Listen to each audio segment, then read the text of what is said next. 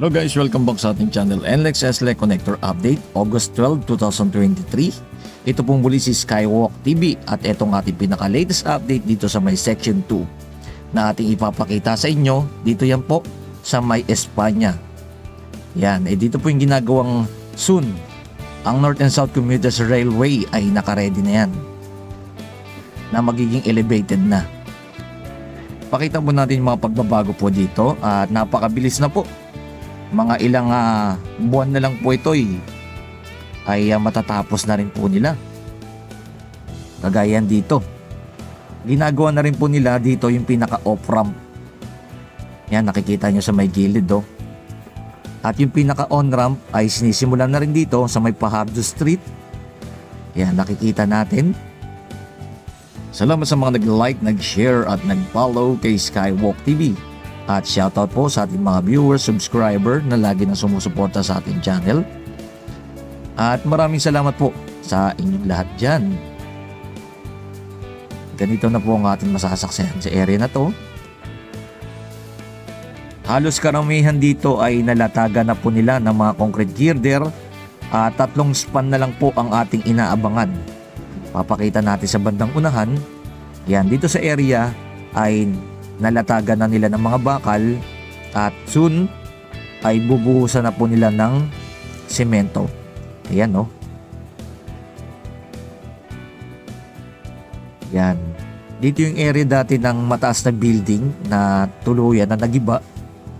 Ganito na ang ating nakikita.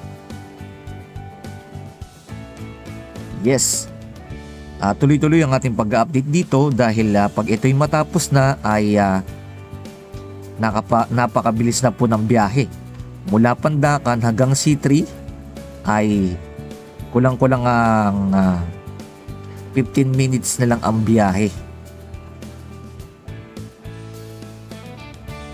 Na umaabot ng 2 to 3 oras ang biyahe. Yan po, yung pinakadugtungan na lang po ang kanilang ginagawa dito.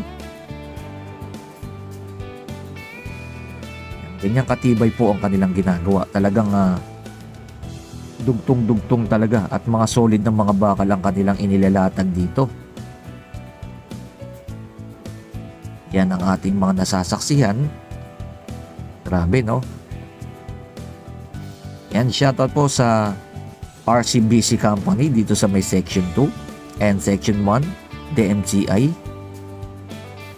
Yun napakalawak na Ang bilis na ng panahon mga kababayan. Nakikita po ninyo yan. Ay sobrang lawak po ang nailatag na nila dito sa area na to.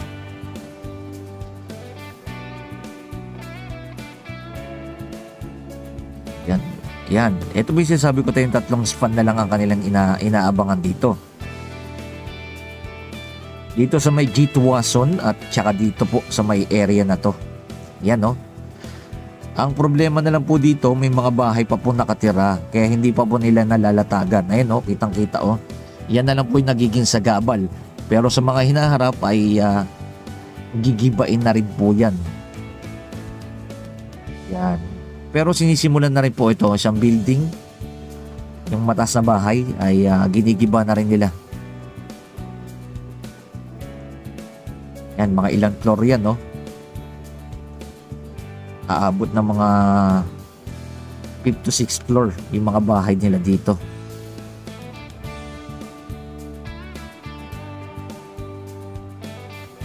Yan na lang po yung nagiging problema dito, yung mga bahay na yan dyan. Na ito gigibain na nila yan. At bandang unahan, makikita niyo yun dito sa may Gitwason, ayan, 2 span na lang po. Pero sinisimulan na po latagan yung 1 span. Nakita natin sa ilalim yan, may mga nakaredy na mga concrete girder. Grabe, mga ilang araw na lang yan. Ay talagang makikita natin ay Section 2 ay nalatagan na nila ng mga concrete girder. Dire-diretso yan, papuntang Santa Mesa.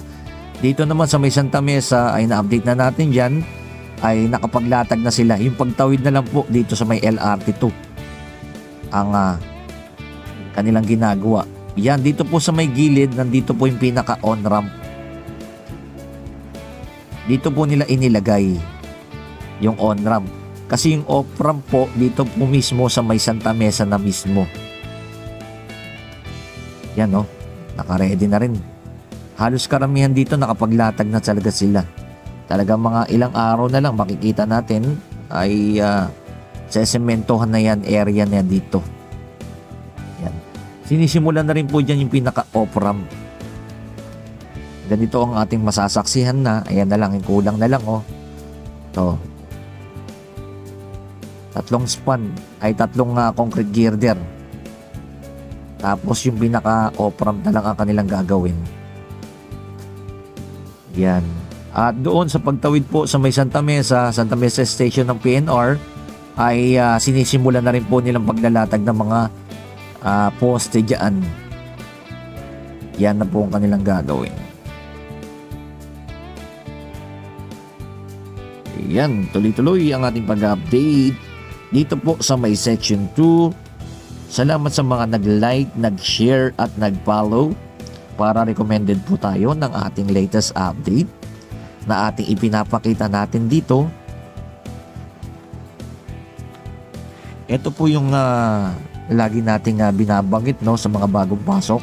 Ito po yung solusyon ng iwas traffic na going to Navotas at Valenzuela, Bulacan. Dito ka na po dadaan. Shortcut po ito mangyayari. Papuntang North Harbor Link. Yan.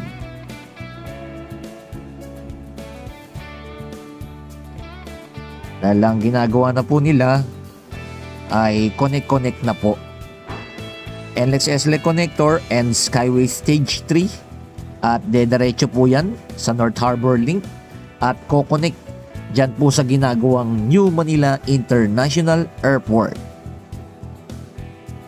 at Navotas Reclamation. Ganyan na po ang kanilang ginagawa. At co-connect ito sa Skyway Stage 3. Connect na sa may NAIA International Airport. Ito na po yung pinaka-Espanya.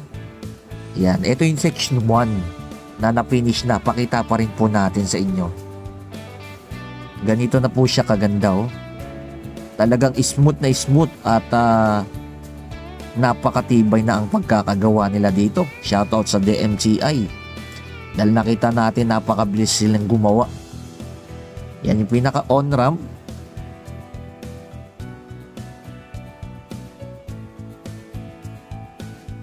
Grabe, na-try na namin na umano dito. Talaga napakabilis ang biyahe.